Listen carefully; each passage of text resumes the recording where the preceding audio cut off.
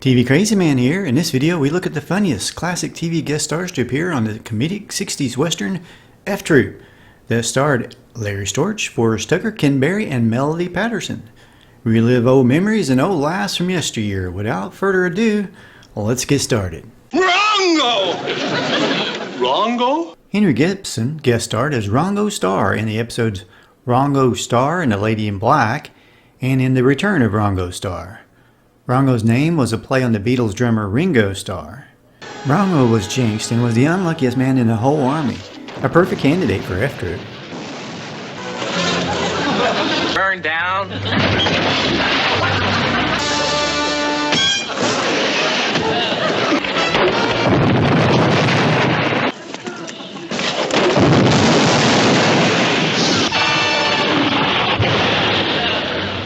Henry Gibson is known for his work on the television sketch comedy series Rowan and Martin's Laugh-In from 1968 to 1971. His television appearances include Bewitched, Wonder Woman, The Dukes of Hazzard, Knight Rider, MacGyver, Star Trek Deep Space Nine. Gibson also provided the voice for Wilbur in the animated feature Charlotte's Web in 1973. Now here's an interesting clip of Gibson from Wonder Woman where they forgot to give him a mask and a parachute to line up with the skydiving stock footage that they used. Everywhere I go, things go wrong. Now that's what I call a curse. The Cowies, proud descendants of long line of cowards. Edward Everett Horton appeared in 6 episodes as Roaring Chicken, an ancient Hakawi medicine man Many, many, many moons. You and your moons! and son of Sitting Duck. You make it. Me no dance. Me sit this one out. Now, even though he was a regular in the early episodes, I think he deserves a mention here. Horton parodied Roaring Chicken on the 1960s Batman TV series as Chief Screaming Chicken. How? What? When? Where? Horton was also the narrator of Fractured Fairy Tales, a popular segment of Rocky and Bullwinkle, Once in a kingdom there was a king who was such a great king that he was fit for a king. and made guest appearances on I Love Lucy, Dennis the Menace, The Red Skelton Hour, and The Real McCoys, among many others. Kill! Kill! His mother spoiled him rotten. Don Rickles played the character Bald Eagle in the episode titled The Return of Bald Eagle. In this episode, Bald Eagle is a renegade Indian who is Chief Wild Eagle's son. When Wild Eagle refuses to attack Fort Courage, Bald Eagle wages a single-handed attack and is captured. The troop throws a birthday party for him. Gosh, talk about your good times, huh? Don Rickles was a stand-up comedian and actor best known for his insult comedy. His quick wit and ability to deliver sharp, humorous insults earned him the nickname Mr. Warmth. Bald Eagle, turn over new scout! Now, Rickles' career spanned several decades as he got away with murder, basically, saying things that would get a man canceled for life these days, and even in the next. Probably even back then. What? Thank goodness you're all right. I got here in time. What is it, Lyle? The men, they're rioting in cell block 3. Bert Waycaster is holding you and Cronin hostage. I missed the vines. Lyle. Warden, they're going to kill him if they don't get your demands. And I blew that. Somehow he got nothing but laughs, and no matter how much he insulted other stars, people still liked him. Some of his other notable classic TV appearances include The Addams Family, The Munsters, The Andy Griffith Show, Wild Wild West, I Spy, I Dream of Jeannie, Get Smart, and more, not to mention a couple of shows of his own, with CPO Sharkey lasting the longest. In the Wild Wild West, he let a stuntman do his fighting scene with Robert Conrad. I wonder if he ever said anything to make him mad. And he had a bit of an issue with his mustache. Going to settle once and for all who's the scourge of the West. Jack Elam played the character Sam Earp in the episode titled Dirge for the Scourge. In this episode, Sam Earp, self-proclaimed fastest gun in the West, challenges Captain Parmenter to a gunfight to prove who is the scourge of the West. The captain ends up capturing him with an accidental trick shot. By the way, if you look closely at the wire that cages Earp, you can see some cables controlling the direction that it goes up and falls down. Jack Elam was born William Scott Elam. He's best known for his numerous roles as villains in westerns and later in his career comedies. His most distinguishing physical quality was his misaligned eye that was the result of a severe injury to his left eye during a fight with another boy at a Boy Scout meeting in 1931. I'm going outside in that street and wait for you to come out. And if you don't, me and everybody else in town's gonna call you a yellow dog. His career spanned 5 decades. Some of his most notable films include Once Upon a Time in the West, The Cannonball Run, and Support Your Local Sheriff. Somebody help me from here, Don! Harvey Korman played the character Colonel Heinrich von Zippel in the episode titled It is balloon! Bye Bye Balloon, which aired on September 29, 1966. What's your choice of weapons is... How are you at arm wrestling? In this episode, Korman is a Prussian officer who comes to Fort Courage to teach the men how to operate a balloon. Right, Corporal? Jawohl, mein Herr! Harvey Korman is best known for his work as a comedian and actor, especially for his work on The Carol Burnett Show. She's gone. Isn't that terrible?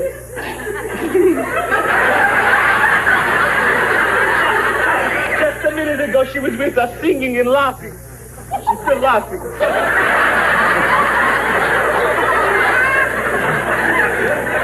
But now she's gone.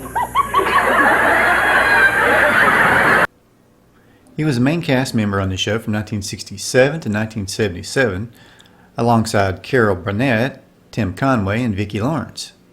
Korman also provided voice work for animated series, including The Flintstones as the Great Gazoo.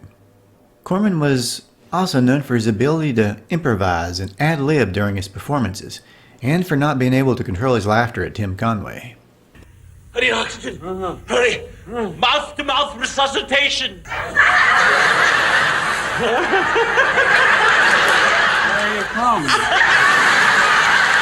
You Americans, you do not have a Batman? Well, not yet, but I'm sure we will someday. We're a very progressive nation. And that's some mirage. Julie Newmar appeared in the F-Troop episode Yellowbird, where she played the character Yellowbird, a white woman whose real name was Cynthia Jeffries, who was raised by the Apaches after being taken captive as a child. You, Mirage! She starts to take an interest in Captain Parmenter, while O'Rourke and Agard try to reunite her with her wealthy father for the reward money. Now, Julie Newmar is an American actress, dancer, and singer who has done a variety of stage, screen, and television roles. She began dancing at an early age and performed as a prime ballerina with the Los Angeles Opera when she was just 15. By being your partner in life? What about Robin? Well, I have him killed. She's best known for her iconic role as Catwoman in the 1960s television series Batman, one of my favorites. Her portrayal of the character made her one of the most memorable villains on the show. She also starred in 26 episodes of My Living Doll, a science fiction sitcom that aired on CBS from 1964 to 1965. In this show, she played Rhoda Miller, an android created by Bob McDonald, a scientist with the Air Force. Other roles include The Phil Silvers Show, The Twilight Zone, The Beverly Hillbillies, The Monkees, Star Trek, Get Smart, Bewitched, The Bionic Woman, Buck Rogers in the 25th Century, Chips, and Fantasy Island. And lots more stuff that I could probably go on forever about. Hi. This has been an interesting conversation. One of the other actresses to play Catwoman also appeared on F-Troop. Lee Meriwether guest starred on the episode O'Rourke vs. O'Reilly, where she goes into competition with Sergeant O'Rourke's saloon. Besides the 1966 Batman movie, she is also known for The Time Tunnel and Barnaby Jones. Me kill. Get better result with honey than get with vinegar. Jamie Farr guest starred in the episode entitled Too Many Cooks Spoiled the Troop. In this episode, Farr played the character Stand-Up Bull, an Indian comedian who does stand-up comedy for the gang. Speaking of my family, take my squaw, please. But he fails to get any laughs. Laugh up. These are the stories. What this, audience or war council? Don't signal us, we signal you. He also had an uncredited role as Geronimo's friend on the episode Our Hero, What's His Name? Farr is best known for his portrayal of Corporal Klinger on the CBS television sitcom MASH. He played a soldier intent on getting kicked out of the war. Wise men say when shadow of wet bird fall on log, time out for beaver. Milton Berle played the character Wise Owl in the episode The Great Troop Robbery. In this episode, he uses the Rorschach test, a parody of the Rorschach inkblot test on Agarn. Don't stop. Don't go. Thunder. Lightning. What's going on here? Wise Owl is a trickster who tries to get Corporal Agarn blamed for his robberies. Berle is best known for being the first major American television star and was nicknamed Uncle Milty and Mr. Television. Berle gained immense popularity as the host of NBC's Texaco Star Theater, renamed The Milton Berle Show, which lasted from 1948 to 1956.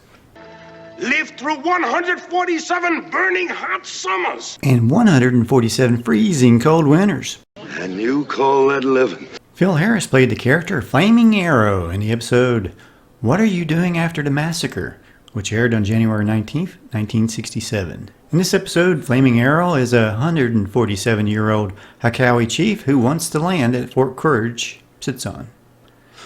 Phil Harris was an American actor, bandleader, entertainer, and singer.